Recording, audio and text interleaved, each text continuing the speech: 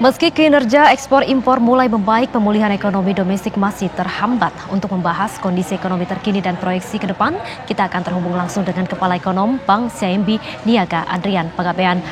Pak Adrian, 7 bulan sejak pandemi, bagaimanakah kondisi ekonomi kita saat ini? Apakah penurunan masih berlanjut dan bagaimana pula proyeksi ke depan? Setelah saya lihat data di kuartal ketiga dari bulan Juli sampai dengan September, memang saya melihat nomor satu, bottom dari perekonomian kita adalah di kuartal 2. Jadi kita sekarang sudah sedikit lebih baik dari kuartal 2. Namun kalau dilihat secara struktural, memang kuartal 3 itu biasanya secara struktural itu lebih rendah daripada kuartal 2. Itu faktor pertama. Yang kedua, walaupun dia naik dari kuartal kedua, angka di kuartal ketiga itu dilihat dari sudut konsumsi, dari sudut investasi, dari sudut pergerakan manusia, maupun dari sudut balance antara supply dengan demand. Itu memang masih jauh dibanding normalnya. Sehingga saya melihat di kuartal ketiga ini, melihat dari semua indikasi, masih akan ada pertumbuhan negatif minus 3,3% di kuartal ketiga. Dan di kuartal keempat, karena kalau melihat dari leading indicators dari berbagai leading indicators yang saya amati, kelihatan memang pertumbuhan ekonomi di kuartal 4 pun masih akan mengalami negatif sekitar 2,3%. Hingga total untuk tahun 2020 kita akan mengalami kontraksi 2% atau minus 2% di tahun 2020. Baik, Pak Adrian, Anda memperkirakan bahwa kontraksi sampai dengan angka 3,3% di kuartal ketiga. Ini terkesan masih sangat pesimistis dan jauh sekali di bawah proyeksi pemerintah. Saya kira kalau dibilang pesimis enggak ya. Ini adalah assessment yang sifatnya objektif.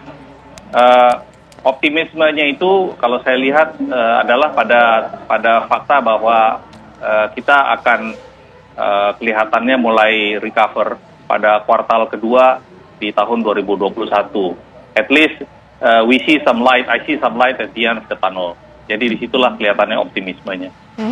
Tadi Pak Adrian mengatakan di sesi awal begitu ya, bahwa riset CIMB memperkirakan resesi ini akan berlanjut hingga kuartal pertama tahun depan. Apakah benar bahwa kondisi seperti ini lebih buruk dibandingkan dengan kondisi krisis 1998? Kalau saya lihat dari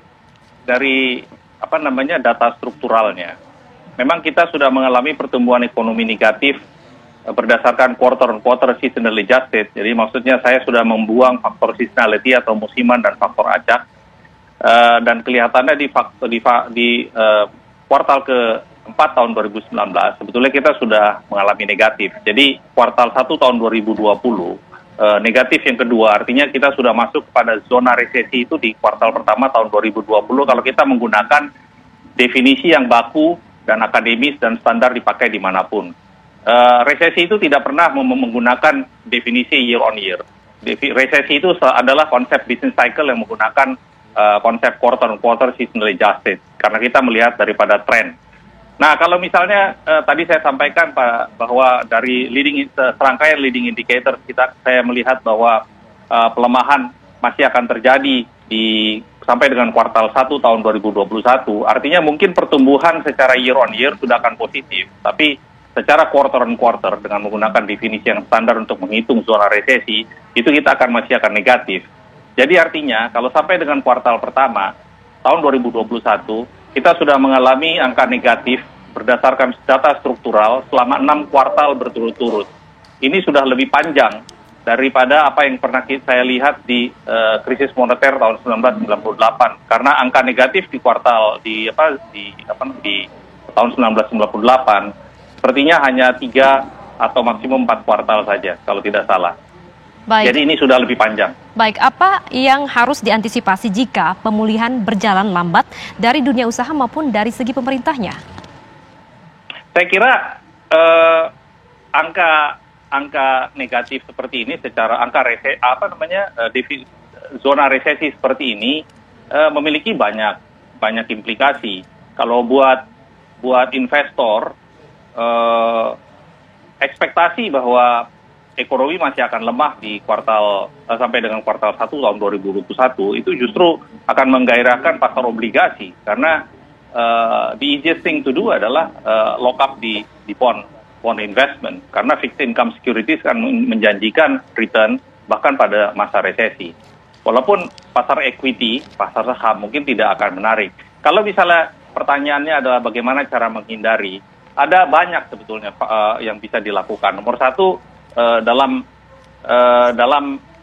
melihat dalam tempo kebijakan. Saya kira tempo harus lebih cepat lagi cara mainnya. Yang kedua, mungkin cara melakukan penyasaran dari kebijakan mesti harus lebih cermat. Mungkin cara berpikirnya yang harus kita ubah. Karena misalnya contohnya di China, mereka tidak melakukan intervensi dari sudut permintaan, tapi mereka justru melakukan intervensi dari sudut penawaran. Manufacturing dibiarkan untuk bekerja dan berproduksi, lalu kemudian harga pasti akan jatuh di bawah cost of goods sold. Tapi produksi itu menciptakan deflasi yang kemudian menguntungkan konsumen karena harga barang menjadi lebih murah. Jadi it turns out sebetulnya konsumen secara umum mendapatkan harga barang lebih murah atau subsidi implisit lewat produksi yang berjalan, dan mekanisme subsidinya juga mudah karena subsidi bisa diberikan kepada produsen yang menghasilkan barang. Sehingga dengan demikian baik produsen maupun konsumen itu diuntungkan. Jadi cara intervensinya sebetulnya yang mesti dilakukan. Nah, memang di dalam konsep seperti itu yang dilakukan oleh China, dan itu menarik untuk kita ikuti. Kebijakan kesehatan itu harus sangat ketat sehingga memberikan confidence bahwa payung dari kesehatan itu protokolnya itu ketat dan memberikan kenyamanan bahwa beraktivitas itu aman.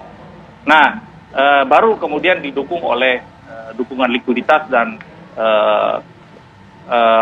dukungan-dukungan lainnya agar insolvensi tidak terjadi.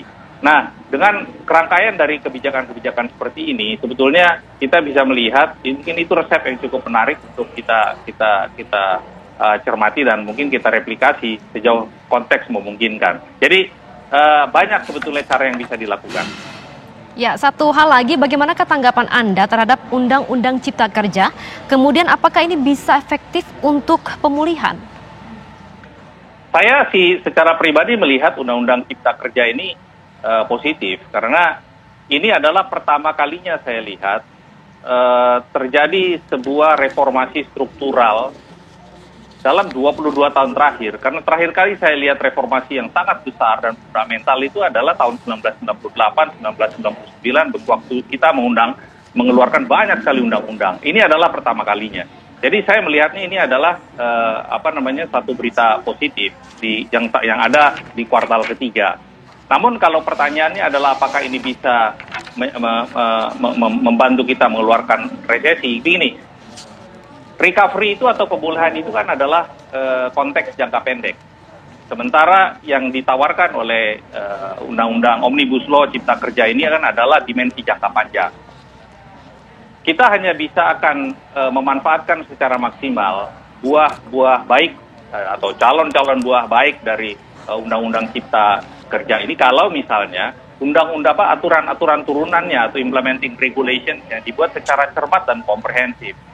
Dan ini bukan cerita yang gampang. Saya membayangkan untuk membuat satu peraturan menteri atau membuat satu peraturan di lingkungan kementerian saja, satu peraturan saja mungkin butuh 1 bulan kali ya, karena tektok segala macam. Bayangkan ini adalah undang-undang yang disasar lebih dari 74 undang-undang dan membutuhkan mungkin ratusan implementing regulations, mulai dari peraturan pemerintah, peraturan menteri, sampai dengan juklak dan juknis dan surat edaran. Jadi kalau misalnya implementing regulationsnya itu berantakan, ya hasilnya ya mungkin tidak akan tercapai, bahkan mungkin kita mengulangi masalah lama ya. Jadi kuncinya sebetulnya bukan di undang-undang ini. Kuncinya itu adalah di implementing regulations-nya. Dan ini yang harus dibuat sangat berhati-hati dan sangat cermat. Baik, terima kasih Pak Adrian Panggabean selaku Kepala Ekonom Bank CIMB Niaga sudah bergabung dan memberikan analisanya di Kabar Pasar. Dan pemirsa, kami akan hadir kembali usai jeda berikut. Kabar Pasar akan kembali untuk Anda.